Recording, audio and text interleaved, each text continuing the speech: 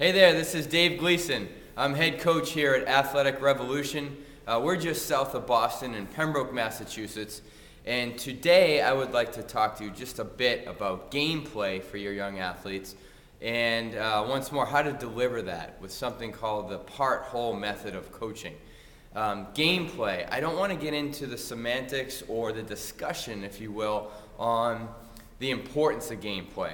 That could be a day-long seminar, to be honest with you. So all I'll say is it's vitally important that your young athletes have time for play. Now, as we get to the younger ages, 6 to 9, it's even more important. More important. So here's a great game for you called the Pirate Game. Some of you may have already played it or a version of it. And it is a favorite here. And what I love about it is it helps with so many different skills.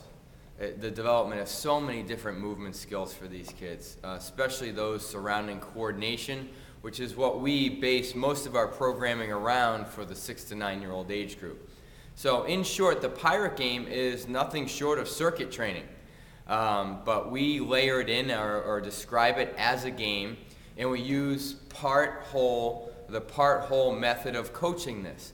That simply means we teach one part of the game, and then we teach the next part, then the next part, make sure that they have those different parts down, if you will, the different activities in the circuit, and then we play. Then we play the whole game, we put the whole thing together. Now coincidentally, this can be used for a lot of different skills. You could certainly use this for squats. You could use it for any game that you could possibly think of. So it's just one method of coaching. Some of it depends on what you're doing. Some of it depends on the kids that are in front of you. Let me describe to you how we play the Pirate Game here. You can come up with your own versions, I'm sure. But it's a great game that teaches, again, a lot of skill development at different levels. And you can use it for a large class of kids or even just one or two kids if your class sessions aren't so big. So anyway, we have different stations, if you will. We have rubber small balance beams that I think are about 1.5 inches thick. I lay 2 or 3 of those out, and that is the walk the plank version or station for the Pirate Game.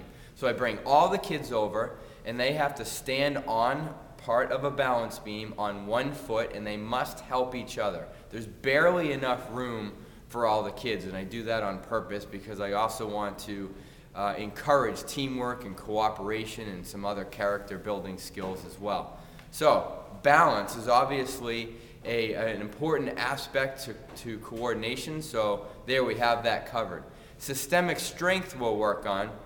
We'll use valve slides, or if you have any type of a slider, and I'll cone off an area of the turf, and we do what's called swab the deck. They need to be in a push-up hold or a plank position with one slider underneath one of their hands, and they have to wash the deck, swab the deck. And I'll actually call out, swab the deck right hand. They've got to swab the deck. Sometimes I'll switch it up every time we get back to that. Sometimes I'll switch it up in the middle of that station. So we've got walk the plank, swab the deck. We will do something called shipwreck. All has to do with pirates, right? So I'll get out one of our plyo boxes, and I'll put it up on an Air-X pad so it's a little wobbly, it's unstable. Usually I'll take 2 of them out depending on the size of our classes. If I only have 6 or 7 kids in a class, we'll just use 1. Again, teamwork. They all have to be on top of that plyo box before I will call out the next station. There's instability there, and there's a ton of teamwork and cooperation, okay? There's also a bit of spatial awareness, if you will, and we can talk about that another time. So anyway, we've got 3 stations now. We have walk the plank, swab the deck, shipwreck. Now we'll use one of our battle ropes. Again, we'll use a heavier battle rope, my 50-foot and 1.5 inches for a bigger class. It's heavier and it requires more kids. We call that sea monster.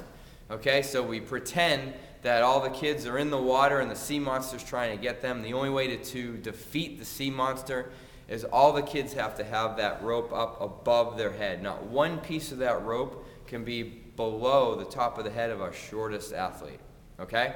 More teamwork, some more systemic strength, Obviously, strength for the upper extremities, some core work there. Great stuff. Another one that we'll put in there, which is a little bit maybe specific to my location because I have a climbing cargo net, we'll do something that we call hoist the mainsail, okay? Now, what we do here is we just have all the kids climb the cargo net. That's it, all of them. They all have to be up there. Again, more coordination. Think of the systemic strength, the core work that it takes to get all those kids on a cargo net at the same time. Some of them have to climb higher, some of them will be lower. They have to watch out for each other. Once the last person is up, even on the first kind of layer or level of the cargo net, I'll call it the next thing. So we've got hoist the mainsail, we have walk the plank, we've got swab the deck, we've got sea monster, and we have shipwreck.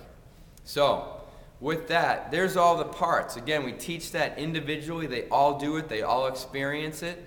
Then I just start calling out things. I'll get my little pirate voice out and say, all right, mateys, hoist the mainsail. Boom, they all go over there. Once the last kid's up, shipwreck. They all climb down safely, get them onto the shipwreck. As soon as they're on the shipwreck, I'll call it another one. Maybe it's walk the plank. Then maybe it's to swab the deck. Maybe it's back to walk the plank again. You can mix it up, play around with it however you want. You can do elimination type of stuff where if someone doesn't complete the task, they're out. I don't like that so much because then I have kids sitting around, but I'm just thinking out loud. I tend to do that. So there's the part-whole method of teaching and coaching. There's a great game for you that teaches a lot of different skills. Hopefully you can take that back to your sessions with your 6 to 9-year-olds. Don't discredit your 10 to 13-year-olds. We've done that with them too. And you can always layer it to make it more difficult. Anyway, this is Dave Gleason. I hope this helps you out a lot. Something we love to do here. We get a lot out of it. Have a great day, and I will talk to you again very soon. Bye-bye.